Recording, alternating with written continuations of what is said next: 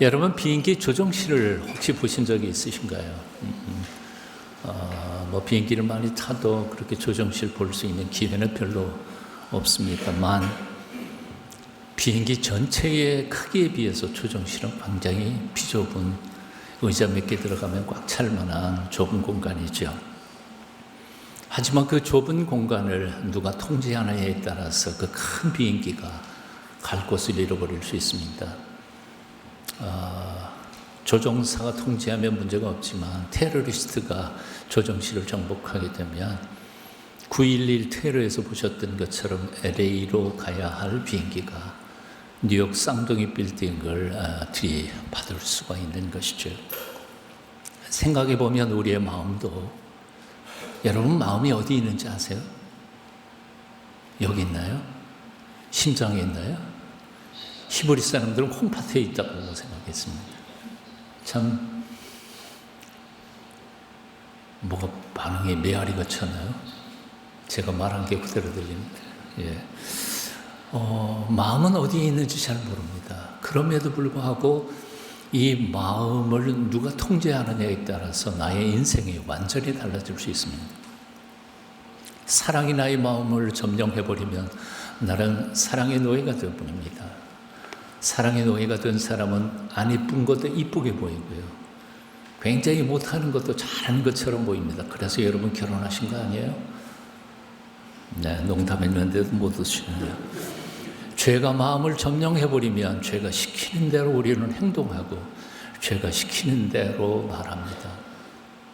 악령, 귀신이 우리의 마음을 점령해버리면 자신은 제 딴에는 자기가 한다고 하지만 귀신이 말 시키는 대로 말하고 행동을 하게 되어 있습니다. 이런 점에서 마음은 본질적으로 나쁘거나 좋은 게 아닙니다. 마음을 누가 점령하느냐에 따라서 마음이 좋아지기도 하고 나빠지기도 하는 것이죠. 이런 점에서 오늘 본문 잠언 4장 23절은 이렇게 말씀합니다. 무릇 지킬 만한 것 중에 더욱 내 마음을 지키라. 생명의 근원이 이어서 남이니라. 한번 같이 읽어보실까요? 함께 읽어봐요. 시작. 무릇 지킬 만한 것 중에 더욱 내 마음을 지키라. 생명의 근원이 이어서 남이니라. 실로 세상에는 우리가 지켜야만 할 것이 엄청나게 많습니다. 하나님께서 우리에게 복 주신 재물도 지켜야죠. 별로 대단치 않은 나의 명예도, 이름도, 그리고 하나님께서 우리에게 주신 사랑하는 자식들도, 가정도 지켜야 합니다. 하지만 이 모든 것, 그 값진 것들보다 가장 잘 힘써서 지켜야 할 것은 바로 우리 마음입니다. 부산에서 목회할 때 중소기업을 아주 잘 하시던, 그래서 돈 좀 꽤 버신 중소기업 사장님이 예쁜 아가씨 자기 비서에게 마음이 뺏겨버렸습니다. 결과는 뻔하죠. 어떻게 됐을까요?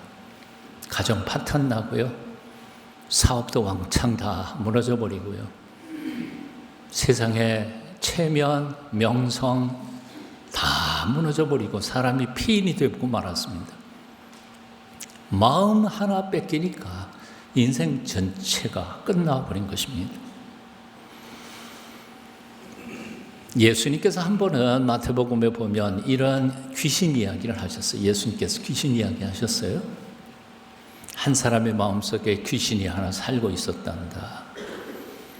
그 귀신이 다른 데는 어떤가 해서 그 마음에서부터 나와서 온 천하를 돌아다니다가 마땅히 살만한 곳이 찾아지지 않으니까 옛날 자기가 살던 사람의 마음으로 다시 돌아와 봤지. 와보니까 그 마음이 깨끗하게 정돈이 됐고 살만한데 집에 그 마음의 주인은 없더라고. 그러니까 이 귀신이 자기보다 더 악한 7 귀신을 데리고 와서 그 집에서 둥지를 틀고 살았어. 그러니 그 사람의 형편이 먼저보다 엄청나게 처절하고 추악하게 됐단다. 이 비유의 이야기를 하시고는 결론을 뭐라고 맺으신지 아세요?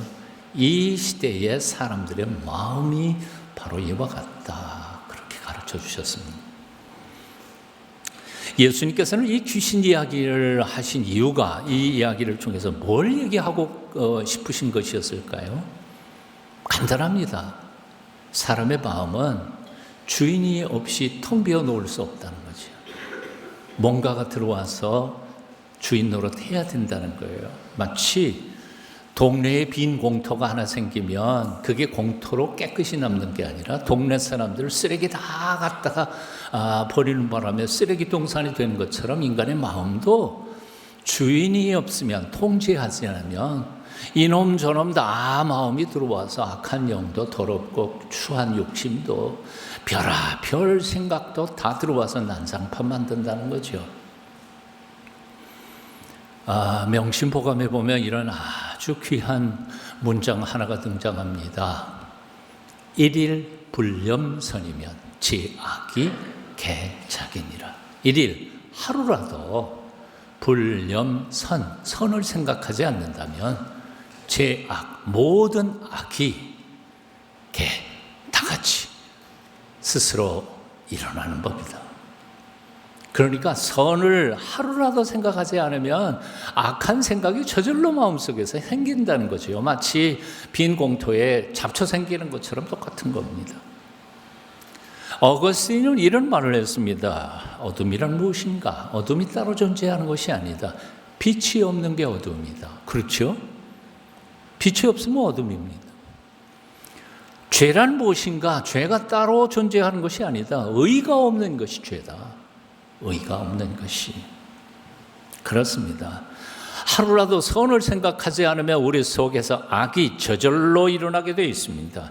어둠이 따로 존재하지 않습니다. 빛이 없으면 어둠입니다. 죄는 따로 존재하지 않습니다. 하나님의 의가 꽃피지 않는 마음은 죄가 저절로 생기게 되어 있습니다.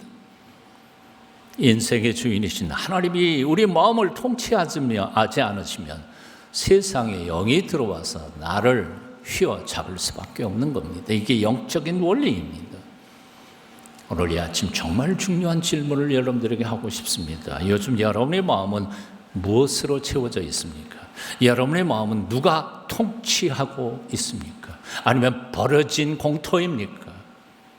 무엇입니까? 한번 돌아보십시오. 여러분의 마음이 악이 아니라 선으로 채워지시기를 기도합니다.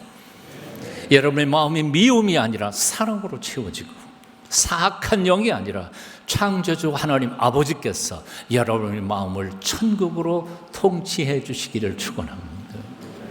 자, 그런데 여기 문제가 있습니다. 무슨 문제냐면 내 마음은 내가 어떻게 할 수 없다는 거죠. 내 마음에 대하여 나는 무능한 존재라는 거예요. 흔히 이런 말을 하죠. 내 마음 나도 몰라. 여러분 마음은 여러분이 아시나요? 대답을 안 하세요. 저도 가끔은 제 마음을 모를 때가 있어요. 내 마음 내가 모르다 하는 말처럼 나는 내가 원하는 대로 마음이 가지 않고 원하는 대로 살지 못하는 게 우리 인간의 연약함입니다. 사랑하는 아이에게 잘하고 싶은데 왜 꼭 나는 사랑하는 아내가 상처받을 말만 골라서 하는지 몰라요. 여러분 안 그러신가요? 저는 그래요. 이 세상에서 제일 아내가 가장 상처받을 말이 무엇인지를 가장 잘 아는 사람은 남편이에요. 남편이 가장 싫어하는 것을 가장 잘 아는 사람이 누구예요? 아내예요. 근데 꼭 골라서 그걸 해놓고 0.5초 후회하고 아이고 이거 잘못 건드렸다. 착하게 살고 싶은데 왜 나쁜 생각과 더러운 유혹, 어려운 마음속에 일어나는지 모릅니다. 왜 그럴까요? 이유는 아주 간단합니다. 이유는 간단해요. 우리가 우리 마음을 통치하는 능력이 없기 때문에 그래요. 왜 없을까요? 이유는 또 간단해요. 아담 할아버지의 타락한 이후에 하나님이 우리 인간의 마음을 지으신 것이 망가져서 그렇습니다.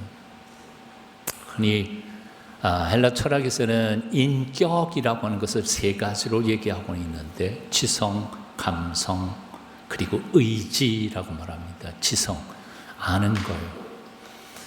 아담 할아버지의 타락한 이후에 우리는 알 것을 알려고 하지 않고 알지 않아도 될 쓸데없는 지식들을 추구하는 이그러진 지성을 가지게 됐습니다.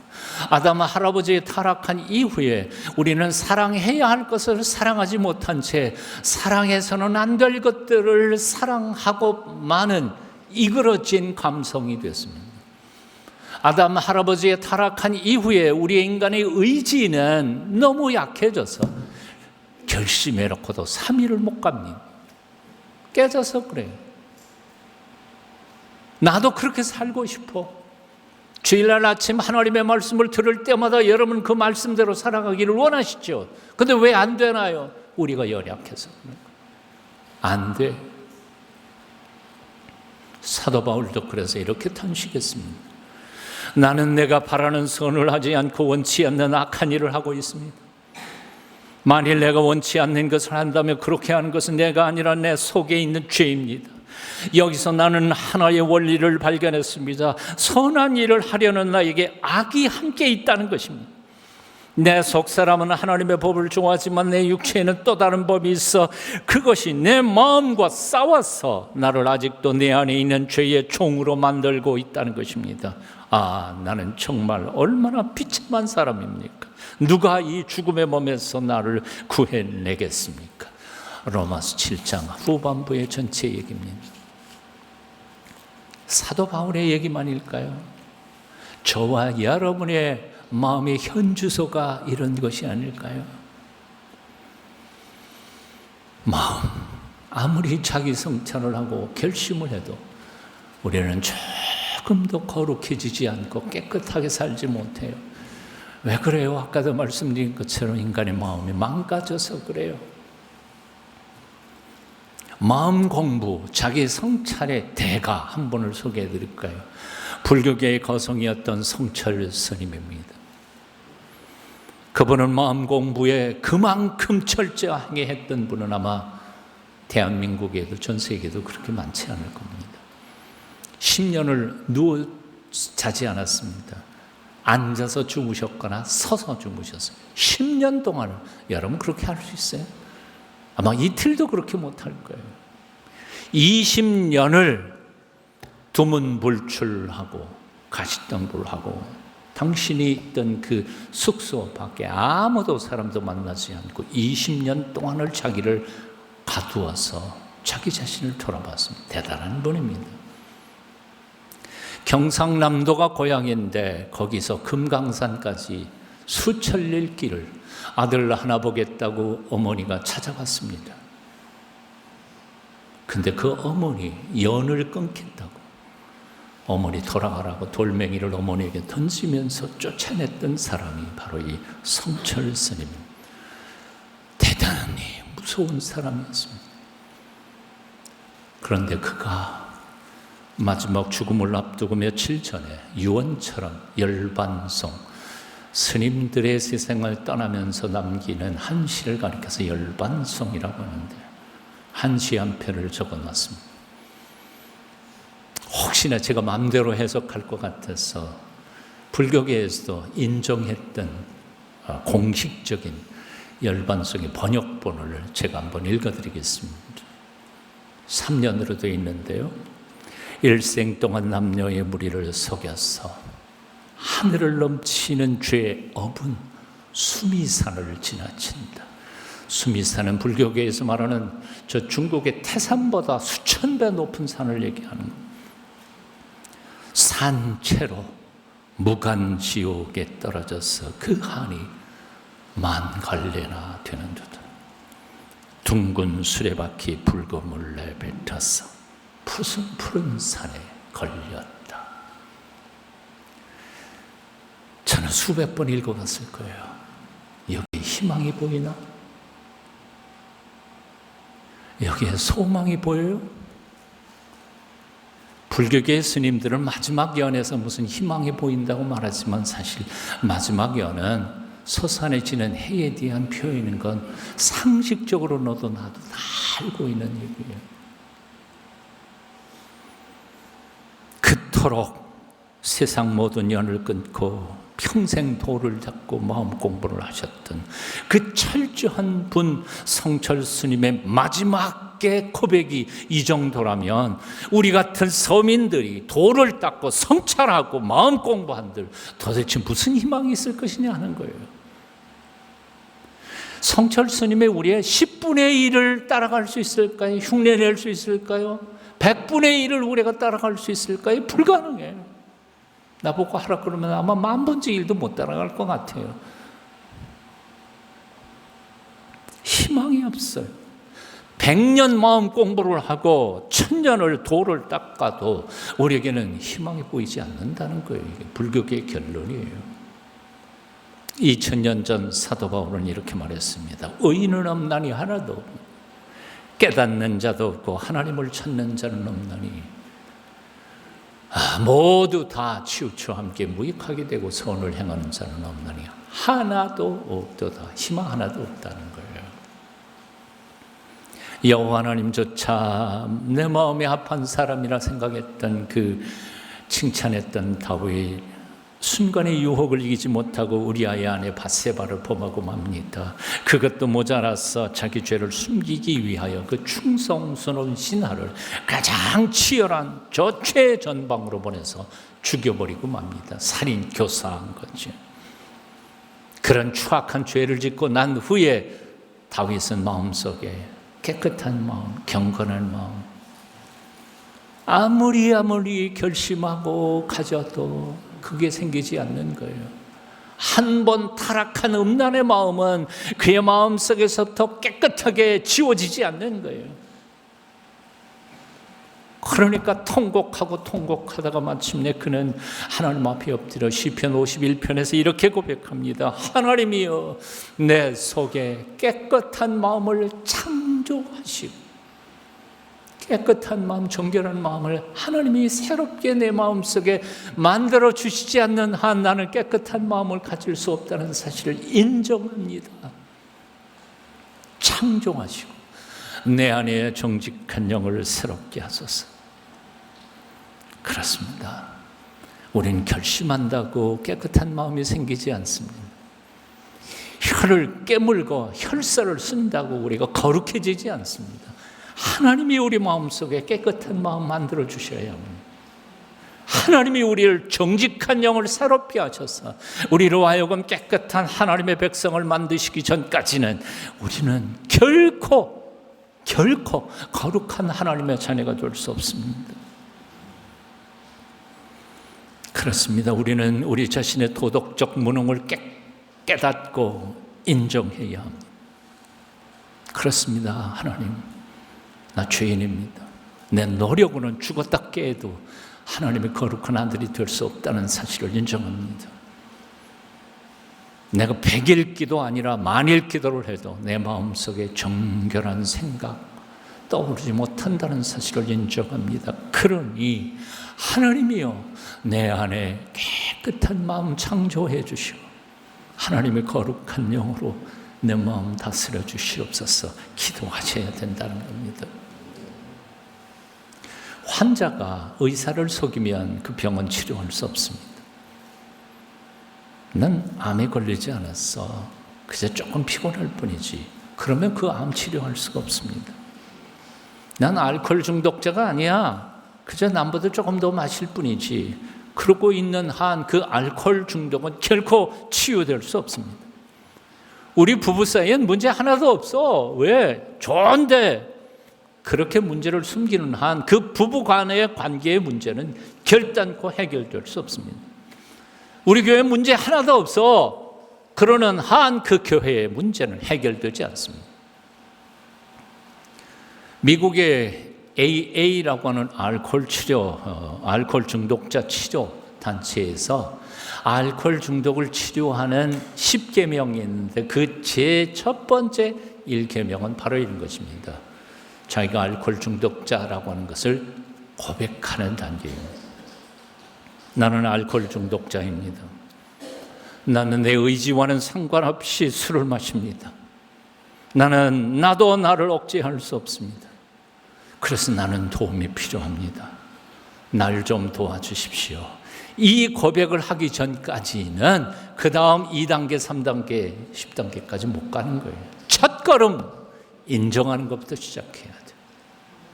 인정하는 것부터. 문제를 인정하지 않는 사람에게는 그 어떤 치료도 그 어떤 도움도 도움이 되지 않습니다. 아까도 말씀드린 것처럼 나는 암 환자입니다. 인정하는 순간 암 치료는 시작될 수 있어요. 우리 부부 사이에 문제가 있습니다. 인정하는 순간 그 부부의 문제는 치료되기 시작해요. 저는 미숙한 사람입니다. 고백하는 순간 그 사람은 성숙하기 시작하는 거예요. 나는 자식들에게 상처를 줬습니다. 고백하는 순간 그 아버지는 성숙하고 좋은 아버지가 되는 첫걸음을 내디딘 거예요. 사랑하는 여러분, 여러분 자신이 완벽하다고 생각했던 거 포기하세요. 오늘 십자가 앞에서 나의 연약함을 인정하십시오. 그리고 나는 절대적으로 하나님의 도우심이 필요하다는 사실을 인정하고 도와달라고 기도하십시오. 그럴 때 하나님께서 선한 길로 우리의 삶을 온전히 고쳐 새롭게 만들어 주실 줄로 믿습니다. 미국의 한 거리에 노신사가 차를 운전하고 가다가 길 옆에 자동차 한 대가 서 있는 것을 봤습니다. 본네트가 열렸는데 고장난 것 같아요. 차를 세우고는 가까이 가보니까 본넷을 열고 땀을 뻘뻘 흘리는 청년이 있었습니다. 그 청년에게 이렇게 물었습니다. 도와드릴까요? 젊은이가 휙 돌아보더니 이렇게 말했습니다. 아이고, 제가 1급 정비사이거든요. 근데 뭐가 곤장이 났는지 모르겠어요. 그러니 노인께서 보셔도 소용없을 겁니다. 노신사가 웃으면서 다시 다가가서 또 물었습니다.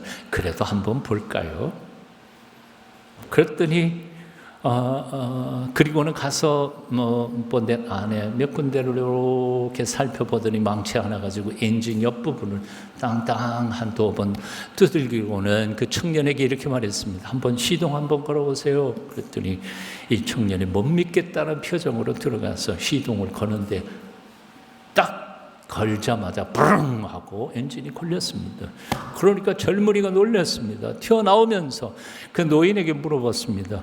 아니, 1급 정비사인 저도 뭐가 문제인지를 몰랐던 것을 당신은 어떻게 한 번에 그렇게 하셨습니까? 당신 도대체 누굽니까? 그랬더니 그가 내가 이 차를 만든 헨리 포드입니다. 고장난 자동차를 누가 가장 잘 고칠 수 있을까요? 그 자동차를 만든 사람이 내가 만든 자동차가 어디에 약점이 있는지를 가장 잘 알 거예요. 문제에 부딪힌 인생을 누가 가장 잘 고치실 수 있을까요? 우리 인생을 만드신 창조주 하나님 아니신가요? 나도 모르지만 하나님은 아시잖아요. 세상에는 그 젊은 1급 정비사처럼 똑똑한 사람들이 참 많습니다. 그들은 자신의 실력만 믿고 누구의 도움도 필요 없다고 생각합니다. 그러다가 문제에 부딪히면 혼자 힘으로 애를 쓰다가 안 되면 쉽게 절망하고 낙심합니다. 하나님께서 그런 사람들에게 다가가서 묻습니다. 내가 한번 보면 안 될까 해도 그들은 비웃습니다. 내 인생 내가 가장 잘 알아요. 내가 못 고치는데 당신이 무슨 재주로 내 인생을 고칠 수 있단 말이요. 그들은 자신이 못하면 하나님도 못할 것이라고 착각합니다. 그리고는 너무 쉽게 한 번밖에 없는 삶을 포기해버리기도 합니다. 다 틀렸다. 이젠 끝장이다. 하지만 하늘과 땅을 창조하신 하나님, 아니 아직 끝 아니야. 아직도 멀었어. 내게 한번 좀 보여줄 수 없겠니? 내가 돕고 싶어. 내가 고쳐주마. 넌 다시 시작할 수 있어. 우리 주님 예수께서 간곡히 부르셨습니다. 수고하고 무거운 짐진 자들아 다 내게로 오라. 내가 너희를 쉬게 하리라. 하나님은 고단픈 인생길에서 지친 사람들을 쉬도록 부르시는 하나님이십니다. 지혜가 부족한 이들에게 지혜를 주시고 후히 주시고 꾸짖지 아니하시는 하나님이라고 야고보 선생은 말합니다. 하나님은 죄인을 심판하러 오신 분이 아니라 죄인들을 위하여 자신의 목숨을 내던져 죽으신 속죄 주이십니다. 하나님은 내 죄, 내가 저질러 놨던 모든 허물과 잘못들 다 깨끗하게 해결한 채 나한테 와. 그럼 내가 받아줄게. 그런 하나님이 아닙니다. 너는 네가 저질러 놓은 일들 내 손으로 못해. 그냥 있는 그대로 와. 고치는 거 내가 고쳐줄게.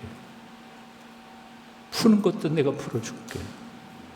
네 힘으로 네 마음 하나 제대로 결심 못하는데 뭘 네가 할 수 있겠냐. 그냥 와.